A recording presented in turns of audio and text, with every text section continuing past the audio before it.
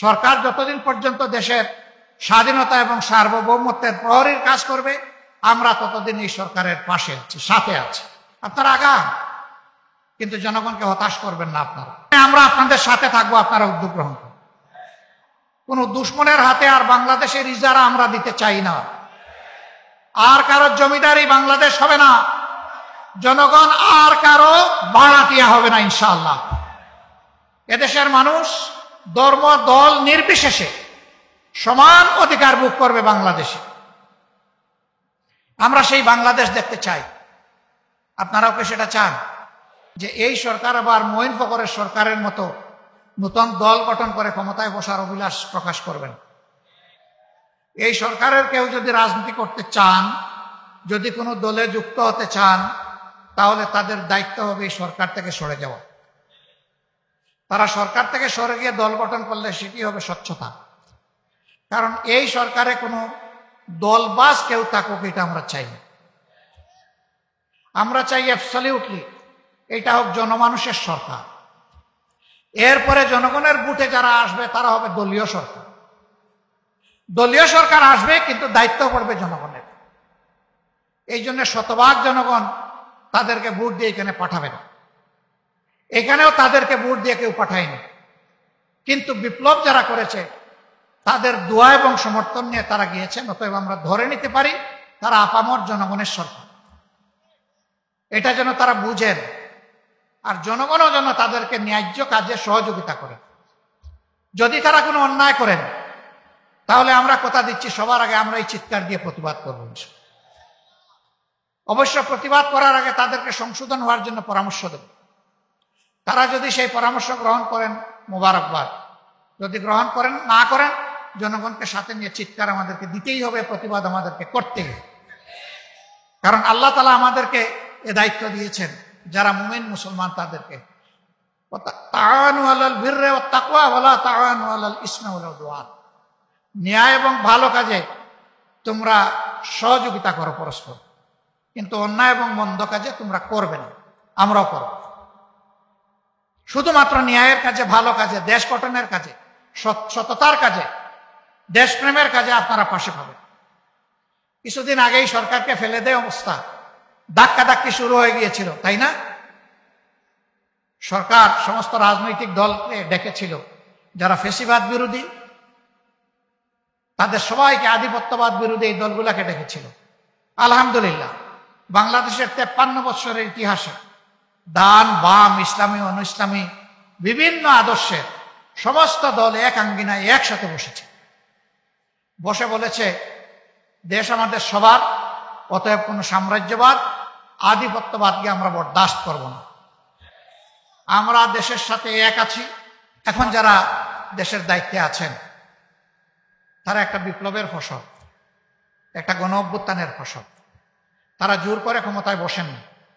তাদেরকে আপামর জনগণ, মজলুম জনগণ, নির্যাতিত জনগণ, বিপ্লবী জনগণ তাদেরকে এই দায়িত্ব দিচ্ছে। আমরা তাদেরকে অনুরোধ করব, অতীতে যারা হাত ময়লা করেছে, দুর্নীতি করেছে, ঘুষ খেয়েছে, চাঁদাবাজি করেছে ক্ষমতার গরমে, আপনারা এই কয়েকজন মানুষ আল্লাহকে ভয় করে আল্লাহর রাস্তায় আপনারা স্বচ্ছ থাকুন। জনগণকে আপনারা হতাশ করবেন না।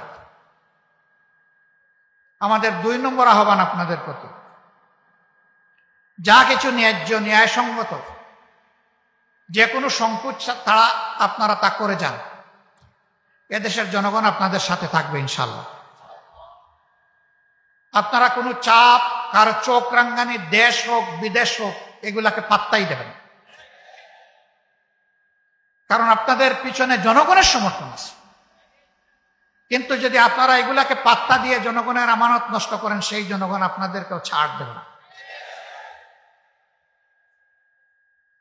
জায়গায় জায়গায় এখনো ফ্যাসিবাদের দূষররা বসে আছে।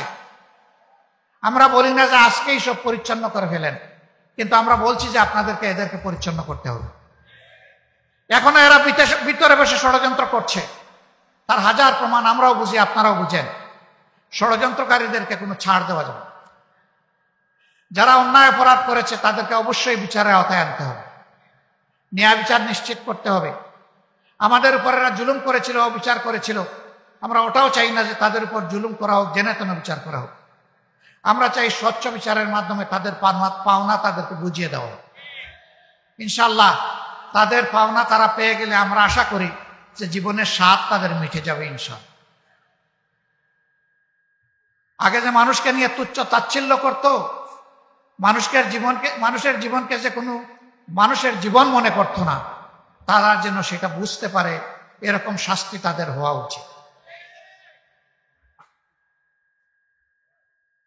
আমাদের কাছে সাংবাদিক বন্ধুরা জানতে চান আপনারা কখন নির্বাচন চান। আমরা বলি যে দেখেন, আমরা তো 17.5 বছর ধৈর্য ধরেছি, জাতির স্বার্থে আরেকটু ধৈর্য ধরার জন্য আমরা প্রস্তুত আছি। আমাদের ভিতরে অস্থিরতা নাই যে আজকেই নির্বাচন করে গদিতে বসতে হবে, কারণ এই গদি আল্লাহ যদি আমাদেরকে দান করেন, এটা আমাদের জন্য বিরাট এক পরীক্ষা হয়ে বোঝা হিসাবে আমাদের ঘাড়ে আসবে। সুতরাং গদি কোনো সুখের জিনিস নয়, গদি আল্লাহর পক্ষ থেকে আমানতের বিষয়। 2 নম্বর হচ্ছে 17.5 বছরে যে জঞ্জাল সৃষ্টি হয়েছে, এই জঞ্জালের কতিপয় দিক এমন আছে যে এটা পরিচ্ছন্ন না করলে একটা সুষ্ঠু নির্বাচন কোনোভাবেই সম্ভব নয়। আমরা যেন তেন কোনো নির্বাচন চাই না, আমরা একটা সুষ্ঠু নির্বাচন চাই। আমরা আবার লাঠি, মাসুল এবং মানি প্রভাবিত কোনো নির্বাচন আমরা চাই না। এখানে আমাদের মেসেজ একেবারে, বার্তা একেবারে স্পষ্ট। বলবেন তাইলে কি আরো 17.5 বছর অপেক্ষা করবেন? না, তাও না। যাদেরকে দায়িত্ব দেওয়া হয়েছে তারা সবাই সুশিক্ষিত মানুষ, এই দেশে তাদের জন্ম হয়েছে। এই দেশের 18 কোটি মানুষ যদি মজলুম হয়, তারাও মজলুম, তারাও অনেকে জুলুমের শিকার হয়েছে, তার সাক্ষী আমরা। আশা করি তারা মজলুম হিসাবে দেশের 18 কোটি মানুষকে তারা সম্মান করবেন। এই জন্যে যথার্থ সময়ের বাইরে একটা মিনিটও সংস্কারের জন্য তাদের নেওয়া উচিত নয়। আমরা যে যৌক্তিক সময় বলেছি, এটা তারাই ঠিক করুক। মাননীয় প্রধান উপদেষ্টা বলেছেন এবছরের শেষে অথবা আগামী বছরের শেষে অথবা তারপরের বছরের মধ্যখানের ভিতরে একটা নির্বাচন অনুষ্ঠিত হতে পারে। আমরা মোবারকবাদ জানাই, ইতিমধ্যে নির্বাচন কমিশন গঠন হয়েছে, আর তিনি নির্বাচনের ব্যাপারে ইঙ্গিত দিয়েছেন, সুস্পষ্ট কথা এখনো বলেননি। আমরা বলবো যে সংস্কারকে দ্রুত এগিয়ে নিন, যৌক্তিক সময়ে এগিয়ে নিন এবং ক্রমান্বয়ে সুস্পষ্ট ঘোষণাটাও দিয়ে দিন। আমার এক ভাই বলেছেন যে নারীদের ব্যাপারে ভয় দেখানো হয়, জামাতে ইসলামী বা ইসলামী দল ক্ষমতায় আসলে কি হবে। সম্মানিত ভাইয়েরা, ইসলামী দলগুলো দায়িত্বশীলতার পরিচয় দিয়েছে, শুধু জামাতে ইসলামী না। মজলুম হিসাবে ইসলামী দলগুলাই ছিল সবচেয়ে বেশি জুলুমের শিকার। হেফাজতের লোকগুলাকে কিভাবে শাপলা চত্বরে 13 সালের 5 মে খুন করা হয়েছে আমরা কি দেখি নাই? 21 সালে তাদের উপর কিভাবে তাণ্ডব চালানো হয়েছিল আমরা কি দেখি নাই? হাজার হাজার আলেমকে ধরে নিয়ে পায়ে ডান্ডা বেড়ি পড়ানো হয়েছিল আমরা কি দেখি নাই? আমরা সব দেখছি। কিন্তু সেই জনগণই, আল্লাহর অশেষ মেহেরবানি, এই ইসলামী জনতা এ পরিবর্তনের সাথে সাথে 4 দিন তো বাংলাদেশে কোনো সরকারই ছিল না, সেই 4 দিন সরকার চালিয়েছে এই ইসলামী জনতা। ঘরে ঘরে দুয়ারে দুয়ারে পাহারা দিয়েছে, সকল ধর্মের সকল প্রতিষ্ঠানকে পাহারা দিয়েছে, দায়িত্বশীলতার পরিচয় দিয়েছে, মা বোনদের ইজ্জতের পাহারাদারি করেছে। তারা তো ইতিমধ্যেই প্রমাণ রেখেছে তাদের হাতে বাংলাদেশ কেমন হবে। তারা তো কারো কাছে আজ পর্যন্ত 2 টাকার চাঁদা চায়নি, জামাত ইসলামীও চায়নি, কোনো ইসলামী দলের কর্মীরাও চায়নি, আমাদের কাছে জানা নাই। কেন? সবাই আল্লাহকে ভয় করে। কেন? তারা দেশকে ভালোবাসে এই জন্যে। কেন? তারা মানুষকে ভালোবাসে এই জন্য। ইনশাআল্লাহ কোরআনের ভিত্তিতে যে দেশ হবে, সেই দেশে মা বোনেরা ইজ্জতের সাথে। আমরা ঘোষণা দিয়েছি, মাদেরকে দেখবো আমাদের মা হিসাবে, বোনদেরকে দেখবো আমাদের সহদরা বোন হিসাবে, আর যারা আমাদের চাইতে ছোট, আমাদের মেয়েদের সমান, তাদেরকে দেখবো আমাদের ঔরসজাত মেয়ের মর্যাদায় ইনশাআল্লাহ। যুদ্ধের ময়দানে রাসূল করিম সাল্লাল্লাহু আলাইহি সাল্লামের সাথে মহিলারা যুদ্ধ করেছেন, উম্মতের উস্তাদের দায়িত্ব পালন করেছেন, ব্যবসা বাণিজ্য করেছেন, রাষ্ট্র গঠনে অবদান রেখেছেন, রাষ্ট্রীয় কাজকর্মে আল্লাহর রসুলকে এবং খোলাফায়ে রাশেদার নিয়ামতদেরকে পরামর্শ দিয়ে সাহায্য করেছেন। আমাদের রাষ্ট্রেও ইনশাআল্লাহ যে রাষ্ট্র কোরআনের রাষ্ট্র হবে, সেই রাষ্ট্রে মহিলারা এই মর্যাদায় ভোগ করবেন ইনশাআল্লাহ। বলে যে জামাতে ইসলামী ক্ষমতায় গেলে, ইসলামী দল ক্ষমতায় গেলে মহিলাদেরকে তালাবদ্ধ করে রাখবে। আল্লাহ রসুল তালাবদ্ধ করেন নাই, তা আমাদের হাতে এত তালা আসলো কোত্থেকে যে আমরা তালা লাগাই দেব? প্রশ্নই উঠে না। বলে এরা ক্ষমতায় গেলে সবাইকে কালো বুরকা পরাই দেবে। বুরকা কালো পরবে নাকি বড় চাদর পরবে, না জিলবাব পরবে, নাকি অন্য ধর্মের মেয়েরা তারা তাদের মতো ড্রেস পরিধান করবে, রাষ্ট্র তাদের উপর এটা চাপিয়ে দেবে। তবে রাষ্ট্র ভালোর জন্য উৎসাহিত করে, তারা উৎসাহিত হয়ে আমরা বিশ্বাস করি গর্বের সাথে সকলেই নিজের ইজ্জত, নিজের সম্মানকে আরো উপরে তুলে ধরার জন্য তারা ইনশাল্লাহ গর্বের ইজ্জতের পোশাক পরিধান করবেন ইনশাল্লাহ।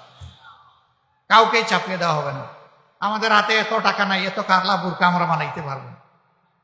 মিনিমাম তো আমাদেরকে 9 কোটি বুরকা বানাতে হবে, এত টাকা নাই না। এটা আমাদের কর্মসূচি নাই, টাকা থাকলেও না। এগুলা ভীতি সৃষ্টি করার জন্য করা হবে। এক সাংবাদিক আমাকে জিজ্ঞেস করেছে যে আপনারা ক্ষমতায় গেলে দেশকে আফগানিস্তান হবে না পাকিস্তান হবে? আমি না, দেশটা বাংলাদেশই থাকবে, তা আফগানিস্তানও হবে না পাকিস্তানও হবে। আল্লাহ বাংলাদেশকে যেন বাংলাদেশ হিসাবেই আমাদের বুকে রাখেন, সেইটাই আমরা চাই। সম্মানিত সহকর্মীবৃন্দ, আজকে আপনারা চলে যাবেন। আপনাদের কাছে 4টা আমানত রাখতে চাই। এই আমানত গ্রহণ করতে আপনারা কি রাজি আছেন? শুকরান। 1 নম্বর আমানত, আমরা যত চিন্তা করব, কথা বলবো, কাজ করব, সব করব সহি নিয়তে ইনশাআল্লাহ, শুধু আল্লাহ তাআলাকে খুশি করার জন্য। শুধু আল্লাহর দেওয়া দায়িত্ব জমিনে আল্লাহকে ভয় করে পালন করার জন্য। তাহলে 1 নম্বর আমানত আপনাদের কাছে, যে আমরা সকল বিষয়ে সহি নিয়ত আমরা অনুসরণ করব, লালন করব ইনশাআল্লাহ। 2 নম্বর, জ্ঞানের পরিধি বৃদ্ধি করতে হবে, কারণ আল্লাহ তাআলার কিতাবের প্রথম আয়াতটাই জ্ঞান দিয়ে শুরু হয়েছে, ইকরা বিসমি রব্বিকাল্লাযী খলাক। আল্লাহ আমলের আয়াত দিয়ে, জিহাদের আয়াত দিয়ে, সুবিচারের আয়াত দিয়ে আল্লাহ এটা নাজিল করেন নাই, কারণ সকল আমলের জন্য প্রয়োজন স্বচ্ছ জ্ঞান, যথার্থ জ্ঞানের নির্ভুল জ্ঞান। সেই জ্ঞানটা আল্লাহর দেওয়া জ্ঞানের ভিত্তিতে হবে, কোন নির্লজ্জতার জ্ঞান হবে না, মানুষকে কষ্ট দেওয়ার জ্ঞান। অতএব জ্ঞানের পরিধি আমাদের সম্প্রসারিত করতে হবে, এই কাজে আমাদেরকে মনোনিবেশ করতে হবে। জ্ঞানে যারা শ্রেষ্ঠত্ব দুনিয়ায় যখনই অর্জন করেছে, দুনিয়ার পরিচালনার আল্লাহ তাদের হাতে দিয়েছে। জ্ঞানে গরিব থেকে, ফকির থেকে দুনিয়ার ভার নেওয়া যাবে না, সম্ভব না। অতএব জ্ঞান বিকাশে আমাদেরকে মনোযোগী হতে হবে। 2 নম্বর। 3 নম্বর,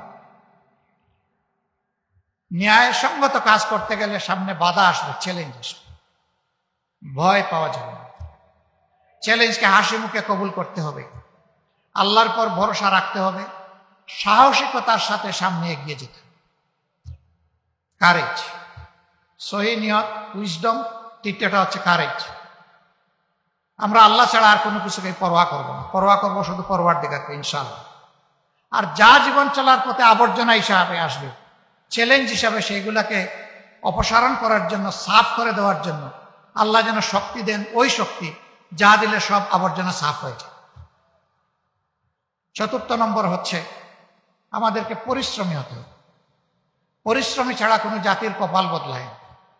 প্রথম 3টা আছে, কিন্তু অলস জাতি, এদের কপাল বদলাবে। আমরা নিজে পরিশ্রমী হব, আমাদের জাতিকে ইনশাআল্লাহ পরিশ্রম। এই জাতিকে পরিশ্রমী করার জন্য আমাদের 2য় দফা আমরা প্রথমে বাস্তবায়ন করব। আমরা জাতিকে নৈতিকতা সমৃদ্ধ এই জীবনে শ্রেষ্ঠত্ব অর্জন করার জন্য শিক্ষা তাদের হাতে তুলে দেব ইনশাআল্লাহ। এই শিক্ষা থেকে ডাকাত বের হবে না, চোর লুটেরা বের হবে না, খুনি বের হবে না, ঐশী তৈরি হবে না, আয়নাঘর পয়দা হবে না। এই শিক্ষা হবে নৈতিকতা সম্পন্ন, দায়িত্ববোধ সম্পন্ন শিক্ষা। আর এই শিক্ষিত হয়ে যারা বের হবে তাদের শিক্ষার পাঠ চুকানোর সাথে সাথে তাদের উপযুক্ত কাজটি তাদের হাতে চলে আসবে। এই জন্য প্রত্যেকটি যুবকের কাজ হাত হবে কর্মীর হাত। ইনশাআল্লাহ এই যুবকদের হাত দিয়েই আমরা বাংলাদেশ, আগামীর বাংলাদেশ গড়তে চাই। অতএব আমরা যুব সমৃদ্ধ একটা বাংলাদেশ দেখতে চাই, আমরা বাংলাদেশ তুলে দিতে চাই। যারা মুরব্বী তারা কি মন খারাপ করছে? আপনারাও যুবক, বয়স যাই হোক, 80 হোক, 90 হোক, কোনো সমস্যা নেই। যুবক থাকবেন, নিয়ত করেন, আল্লাহর কাছে দোয়া করেন, বলবেন যে আমি নিয়ত করলেই কি আমার সাদা দাড়ি কালো হয়ে যাবে নাকি? না, সাদা দাড়ি কালো হবে না, কিন্তু আপনার মন যদি যুবক থাকে, দাড়ি চুল ভ্রু কোন দিকে গেল খেয়াল করবেন না, চালায় যান। আপনি যুবক, আবার 30-35 বয়স, সব কিছু দেখলে মুষড়ে যায়, ভয় পায়, অলস, কাতর, ও হলো বুড়া। যেই দেশে দুর্নীতি অচল, ঘুষ খাওয়া অচল, চাঁদাবাজি অচল, কারো ইজ্জতের উপরে হাত দেওয়া অচল, এবং কোনো অপরাধ করলেন তার উপরে দণ্ড প্রয়োগ হওয়া অবশ্যম্ভাবী, সেই দেশটাই দুনিয়া আমরা উপহার দিতে চাই। এই জাতি একদিন মর্যাদার জাতি হিসেবে বিশ্বের দরবারে মাথা উঁচু করে দাঁড়াবে। আজকের কথাগুলার সাক্ষী হয়ে গেল বিশ্ববাসী এই মিডিয়ার সুবাদে। আমি মিডিয়াকে সাক্ষী রাখলাম, আপনারা আপনাদের আর্কাইভে এই কথাগুলো আপনারা হেফাজত করবেন। যদি এর কোনো বিচ্যুতি দেখেন আমাদেরকে ধরে দেবেন, আমাদেরকে ছাড় দেবেন। আর যদি ভালো কিছু দেখেন তাহলে আপনাদেরকে আমরা সঙ্গে চাই।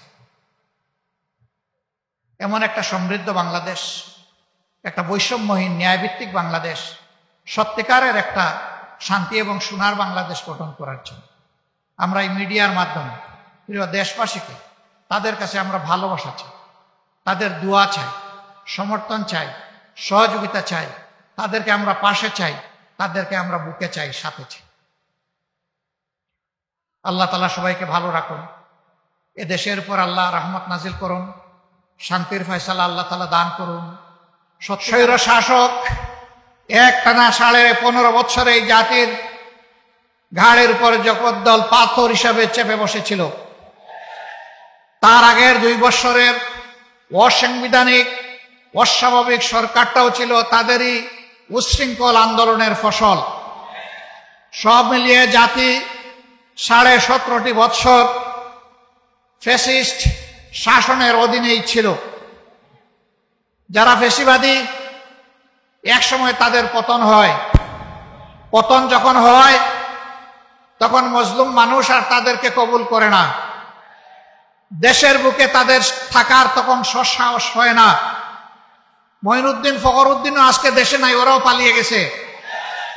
এরপরে যারা এসেছিল তারাও পালিয়ে গেছে। কেন? তারা না বলেছিল তাদের আমল বাংলাদেশের স্বর্ণযুগ, তাদের উন্নয়নের মহাসড়ক, তারা না বলেছিল বাংলাদেশ উন্নয়নের রোল মডেল, তারা না বলেছিল বাংলাদেশে আইনের শাসন কায়েম হয়েছে তাদের হাতে? তাহলে তাদেরকে পালাতে হলো কেন? পালায় তারাই যারা অসংখ্য অপকর্ম করে, যাদের কোনো নৈতিক সাহস থাকে না জনগণের সামনে মুখ দেখানো। তাদের সকলের পতন হয় অত্যন্ত অপমানজনক।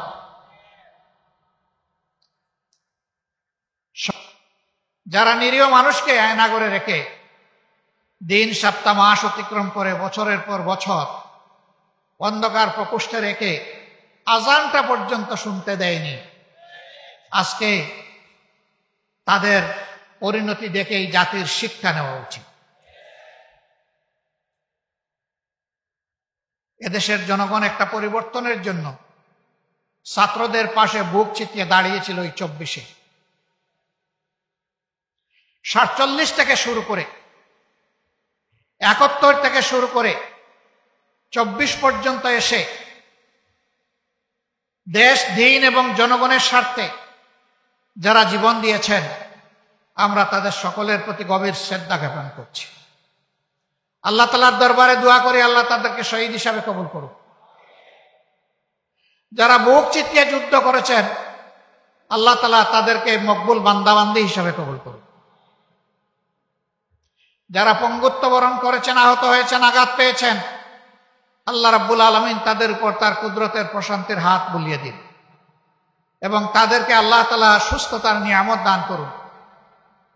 আমরা বিশেষভাবে কৃতজ্ঞ ঋণী আমাদের যে সন্তানেরা 24 সালে আল্লাহ তাআলার পক্ষ থেকে শক্তি পেয়ে একটা অসম্ভবকে সম্ভব করেছে, আমরা তাদেরকে আমাদের ভালোবাসা উপহার দিচ্ছি। আমরা অন্তরের ভিতর থেকে তাদেরকে শ্রদ্ধা জানাচ্ছি এবং আমরা জাতির পক্ষ থেকে তাদেরকে কৃতজ্ঞতা জ্ঞাপন করছি। তারা একটা স্বপ্ন নিয়ে বুক চিতিয়ে দিয়েছিল, আর সন্তানদের পাশে তাদের অভিভাবকরা এসে দাঁড়িয়েছিল, যুবকদের পাশে তাদের অনুজ ভাই বোনেরা এসে দাঁড়িয়েছিল, মা তার কুলের বাচ্চা নিয়ে রাস্তায় নেমে এসেছিলেন। সাংবাদিকরা প্রশ্ন করেছিল, আপনি এটা কি করেছেন? সাংঘাতিক কাজ। এই বাচ্চা কয় মাসে? ওই মা বললেন, এই বাচ্চার বয়স 10 মাস। 10 মাসের বাচ্চা, অবুঝ বাচ্চাকে নিয়ে গুলির সামনে আপনি চলে এসেছেন। তিনি বললেন, বাচ্চা আমার একটি নয়, যারাই সন্ত্রাস, নৈরাজ্য, ফ্যাসিজমের বিরুদ্ধে আজকে রাস্তায় নেমেছে, সবগুলো আমার বাচ্চা। ওই বাচ্চাদের সাথে সংহতি প্রকাশ করার জন্য এই কুলের বাচ্চা নিয়ে রাস্তায় এসেছে। সাংবাদিক ভাই পাল্টা প্রশ্ন করেছিল, যদি গুলি এসে বাচ্চাটাকে শেষ করে দেয়, বলে যে আরো আমার যে সন্তানেরা শহীদ হয়েছে তাকেও সেই শহীদের মিছিলে পাঠিয়ে দেবে। 7-8 বছরের একটা শিশু উত্তরার রাস্তায় নেমে পুলিশকে তেড়ে যাচ্ছে, তার চাইতে বড়রা তাকে ধরে এনেছে, এই তুমি এটা কি করছো, তুমি এখানে এসেছো কেন? সে বলেছে, আমি আন্দোলন করতে এসেছি। কেন তুমি আন্দোলন করতে এসেছো? আমি এসেছি, এই পুলিশ আর এই সরকার আমার ভাইকে হত্যা করেছে। তোমার ভাইয়ের নাম কি? বলে যে আমার ভাইয়ের নাম আবু সাইদ। তোমার বাড়ি কি রংপুর? বলে না, আমার বাড়ি ঢাকায়। তাইলে আবু সাইদ তোমার ভাই হয় কিভাবে? বলে যে জাতির জন্য লড়াই করেছে এবং জীবন দিয়েছে, তাই সে আমার ভাই, আমার প্রিয় ভাই।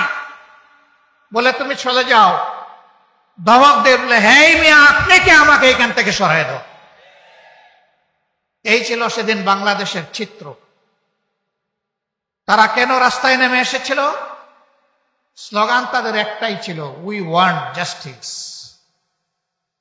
আমরা ন্যায় বিচার চাই, আমরা বৈষম্য চাই না। সমাজ বৈষম্যে পরিপূর্ণ হয়ে আছে, যে বৈষম্য 17.5 বছরে তৈরি হয়ে গিয়েছিল, একটা জঞ্জালও এখনো সমাজ থেকে যায়নি। কেন? স্বৈরাচার তো পতন হয়ে গেল, ওরা তো পালিয়ে গেল দেশ থেকে, অথবা গুহায় আশ্রয় নিয়েছে, কিংবা জেলখানায় তাদের এখন ঠিকানা হয়েছে। তাহলে আমরা কেন মুক্ত হতে পারলাম না? এর জবাব 18 কোটি মানুষের চোখের সামনে আছে, আমি বলতে গেলাম। মনে করি 2006-8 অক্টোবরের পিছনে তৎকালীন 4 দলীয় জোটের খানিকটা দুর্বল ভূমিকা ছিল।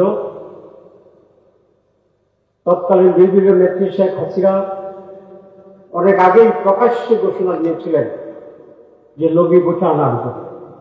সেটা তো স্পষ্ট ছিল, উনি একটা সংঘর্ষের জন্য তার লোকদিকে জমায়েত করেছিল। একটি রাষ্ট্রের কি দায়িত্ব থাকে? যখন রাষ্ট্র দেখে সেখানে একটি সংঘাতের আশঙ্কা থাকে, সংকটের আশঙ্কা থাকে, রক্তাক্ত পরিস্থিতি তৈরির আশঙ্কা থাকে, জীবন চলে যাওয়ার আশঙ্কা থাকে, এই ধরনের কোনো সমাবেশকে কোনো বিজ্ঞ সরকার অনুষ্ঠানের জন্য এলাও করতে পারে না। উচিত ছিল সেই সরকারের হাসিনার এই সমাবেশকে নিষিদ্ধ ঘোষণা করা, এবং সেটাই যদি হতো তাহলে এই অনাকাঙ্ক্ষিত বিশ্ব এবং পরবর্তী যেই ফ্যাসিবাদ এবং স্বৈরাচারের সূচনা যেটার মাধ্যমে হয়েছিল, আমাদেরকে সেটি ভোগ করতে হবে। এই জন্য আজকের যে সরকার আছেন তাদেরকে বলতে চাই, আপনারা সঠিক ভূমিকা নেন। মাননীয় প্রধান উপদেষ্টা আপনার চতুর্দিকে কিছু দুষ্ট চক্র অবস্থান করছে, আপনাকে বিভ্রান্ত করছে। এই সকল ইমামদের বিরুদ্ধে মুক্তাদিরা প্রকাশ্যে চিৎকার করে যদি লুকমা দেয়, তাহলে যেই পরিস্থিতি তৈরি হবে সেটি আপনার পক্ষে সামলানো সহজ হবে না। সুতরাং তাদেরকে সরান, স্বৈরাচারের দোষদেরকে সরান। জনগণের প্রতিনিধি, জন আকাঙ্ক্ষার প্রতিদ্বন্দ্বী হয়েছে ব্যুরোক্রেসি, পুলিশ, অন্যান্য জায়গা থেকে পরিষ্কার করুন, তাহলে এই কাঙ্ক্ষিত লক্ষ্যে আমরা পৌঁছতে পারব। একটি সুষ্ঠু নির্বাচনের মাধ্যমে যেটি জায়গায় সংস্কার দরকার সেটা করে জনগণের প্রতিনিধিদের কাছে ক্ষমতা হস্তান্তর করার জন্য আপনার প্রয়োজনীয় প্রস্তুতি শুরু করা প্রয়োজন। সবাইকে ধন্যবাদ।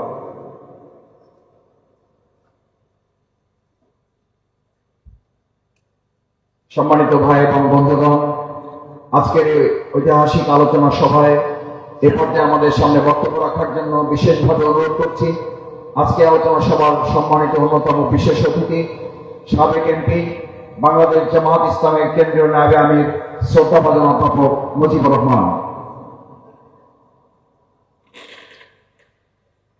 আলহামদুলিল্লাহ ওয়াসসালাতু ওয়াসসালামু আলা রাসূলিল্লাহ ওয়া আলা আলিহি ওয়া আসহাবিহি আজমাইন।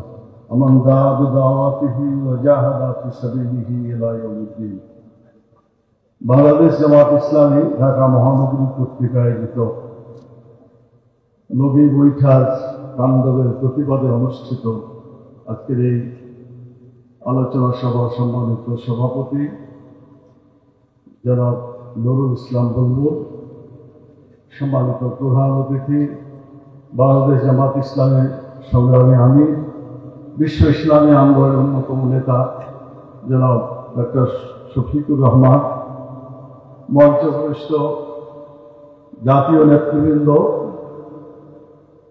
সম্মানিত সাংবাদিক বন্ধুগণ, উপস্থিত আমার একান্ত প্রিয় ভাই সব, আসসালামু আলাইকুম ওয়া রাহমাতুল্লাহি ওয়া বারাকাতুহু। আল্লাহ তাআলা কোরআন মাজিদে হত্যাকাণ্ড বন্ধ করার জন্য বলেছেন কিসাসের আইন পরিবর্তন করতে হবে। তিনি বলেছেন ফিল কিসাসে হায়াত, কিসাসের আইন যদি চালু হয় মানুষের জীবন বেঁচে যাবে, অন্যভাবে মানুষ নিহত হবে। বাংলাদেশকে যদি খুন থেকে মুক্ত করতে হয় ইসলামী আইন, কোরআনী বিধান, কিসাসের আইন চালু করা ছাড়া খুনের রাজনীতি কোনদিন বন্ধ হতে পারে না, পারবে না। অতএব সিদ্ধান্ত নিতে হবে গোটা জাতিকে এদেশে কোরআনের আইন প্রতিষ্ঠা করতে হবে, ইসলামী আইন প্রতিষ্ঠা করতে হবে। মানুষের তৈরি করে কোন আইন চলবে না। এই সিদ্ধান্ত যদি নিতে পারি তাহলে সত্যিকার মুক্তি আমাদের আসবে। খুনি হাসিনা আগে বলেছিল একটা লাশ পড়লে 10টা লাশ তোমরা ফেলবে। এতে বোঝা যায় লাশ ছাড়ার তার খায়েশ অনেকদিন আগেকার। লগি বৈঠা দিয়ে মানুষকে জনসভায় আসতে বলে, আপনারা বলেন কাউকে লগি এবং বৈঠা দিয়ে আনার মানে কি? মানুষ মারার জন্যই যেগুলো আনতে বলা হয়েছে। যদি এটা হয়ে থাকে তাহলে বাংলাদেশে 1 নম্বর সন্ত্রাসী যদি কেউ হয়ে থাকে তাহলে খুনি হাসিনাই হচ্ছে 1 নম্বর সন্ত্রাসী, এবং তার বিচার হতে হবে, তাকে ধরে আনতে হবে, বাংলাদেশের মাটিতে বিচার করতে হবে, তার অনুসর যারা আছে তাদেরও বিচার করতে হবে।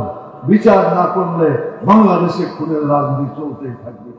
সংগ্রামী সাথী ও বন্ধুগণ, একটা দেশকে পরিচালনা করলে দেশের জনগণকে ঐক্যবদ্ধ করতে হয়। যারা জাতিকে ঐক্যবদ্ধ করতে পারে দেশকে সুন্দর এবং শান্তিপূর্ণভাবে তারাই পরিচালনা করতে পারে। কিন্তু যারা জাতিকে বিভক্ত করে তারা দেশকে ভালো করে চালাতে পারে না, দেশের জনগণের কল্যাণ সাধন করতে পারে না। ব্রিটিশরা এসেছিল ডিভাইড অ্যান্ড রুল, জাতিকে ভাগ করে শাসন করার যে বদ অভ্যাস, এইটা ধনী হাসিনার সবচেয়ে বড় মতলব ছিল। এই কাজটা করেই ক্ষমতায় তারা টিকে ছিল। আজকে যদি দেশকে ভালো করতে হয়, ডিভাইড অ্যান্ড রুল নয়, আজকে আমাদের ইউনাইট অ্যান্ড রুল, ঐক্যবদ্ধ করতে হবে এবং দেশকে পরিচালনা করতে হবে। তাহলেই মানুষ কল্যাণ পাবে, সুন্দরভাবে তারা জীবনযাপন করতে পারবে। সম্মানিত ভাই সব, জোহরের নামাজের সময় খুবই আসন্ন। আপনি যেমন কথা বললেন, মূল কথা তিনি বলবেন, আমি দুটি কথা বলে শেষ করছি। সেটা হচ্ছে, দেশে যদি সহ অবস্থানের রাজনীতি থাকে তাহলে রাজনীতি ভালো হবে। আমি আশা করি জাতীয় নেতৃবৃন্দ আছেন আর যারা কথাগুলো শুনছেন, সাংবাদিকদের মাধ্যমে সারা দুনিয়ায় চলে যাবে। আমি মনে করি সকল দেশের জন্য কল্যাণকর হবে সহ অবস্থানের রাজনীতি যদি পরিচালিত হয়, তাহলে মানুষ সুখে শান্তিতে থাকতে পারবে, দুঃখ কষ্ট ব্যথা বেদনা দূর হয়ে যাবে মানুষের, সত্যিকার ভাবে তারা ভালোভাবে জীবনযাপন করতে পারবে। প্রিয় ভাইরা, আরেকটি কথা বলতে চাই, সংস্কার এবং নির্বাচন দুটাই দরকার। সংস্কার করাও দরকার, নির্বাচন করাও দরকার। কিন্তু সংস্কার করলাম, নির্বাচন করব না, তাতেও হবে না। আবার নির্বাচন করব, সংস্কার হবে না, এই নির্বাচনে আসলে জনগণের মত প্রতিফলিত হবে না। সেই জন্য দুটাই করতে হবে। নির্দিষ্ট সময় টার্গেট করে যারা অন্তর্বর্তীকালীন সরকার আছেন তাদেরকে ঠিক করতে হবে কতদিনের মধ্যে তারা সংস্কার ঠিক করবেন, আর তারপরে কতদিনের মধ্যে নির্বাচন করবেন। এই রোড ম্যাপ তাদেরকে ঘোষণা করতে হবে। জনগণ এটার জন্য অপেক্ষা করছে। সবশেষে আমি বলতে চাই, মুহাম্মদ রাসূলুল্লাহ সাল্লাল্লাহু আলাইহি সাল্লাম এসে যে অশান্ত জগৎ দেখেছিলেন, অশান্ত সমাজ দেখেছিলেন, এই অশান্ত সমাজকে সত্যিকার ভাবে শান্তিপূর্ণ সমাজে পরিণত করার জন্য আল্লাহর পক্ষ থেকে যে বিধান পেয়েছিলেন আল কোরআন, ওহির যে জ্ঞান, ওহি ভিত্তিক বিধান পেয়েছিলেন, সেই বিধান দিয়ে সমাজকে সুন্দর করেছিলেন। আজকে বাংলাদেশে যত সমস্যা আছে, সকল সমস্যার সমাধান করতে হলে একমাত্র কেবলমাত্র শুধুমাত্র আল্লাহর আইন এবং রাসূল সাল্লাল্লাহু আলাইহি ওয়াসাল্লামের দেওয়া তার প্রদর্শিত যে জীবন বিধান, সেটাকে বিজয়ী করতে হবে। বাংলাদেশ জামাত ইসলামী সেই বিধানগুলোকে কার্যকরী করার জন্য চেষ্টা করছে, যার মাধ্যমে দুনিয়াতে আমরা শান্তি পাবো, আখিরাতের জীবনে জাহান্নামের আগুন থেকে আমরা বাঁচতে পারবো, জান্নাতুল ফেরদৌস আমরা যেতে পারবো। সেই চিন্তা চেতনাকে সামনে রেখে বাংলাদেশ জামাত ইসলামী কাজ করছে। আপনাদের মাধ্যমে গোটা দেশবাসীকে আহ্বান জানাতে চাই, আন্তরিকভাবে অনুরোধ করতে চাই, আসুন জাহান্নামের জ্বালাতনের আগুন থেকে বাঁচার জন্য, জান্নাতে প্রবেশ করার জন্য আর মানব তৈরি মতবাদ নয়, আর ধর্মনিরপেক্ষ মতবাদ নয়, আর জাতীয়তাবাদ নয়, আর কোন ধরনের মানুষের তৈরি মতবাদ নয়, শুধুমাত্র কেবলমাত্র একমাত্র আল্লাহর বিধানকে বাংলাদেশে কায়েম করতে হবে। তাহলে আমরা শান্তি পাবো। সকলকে ধন্যবাদ জানিয়ে আমার কথা এখানে শেষ করছি। সুবহানাকাল্লাহুম্মা ওয়া বিহামদিকা আশহাদু আল্লা ইলাহা ইল্লা আনতা আস্তাগফিরুকা ওয়া আতুবু ইলাইকা। আসসালামু আলাইকুম ওয়া রাহমাতুল্লাহি ওয়া বারাকাতুহু।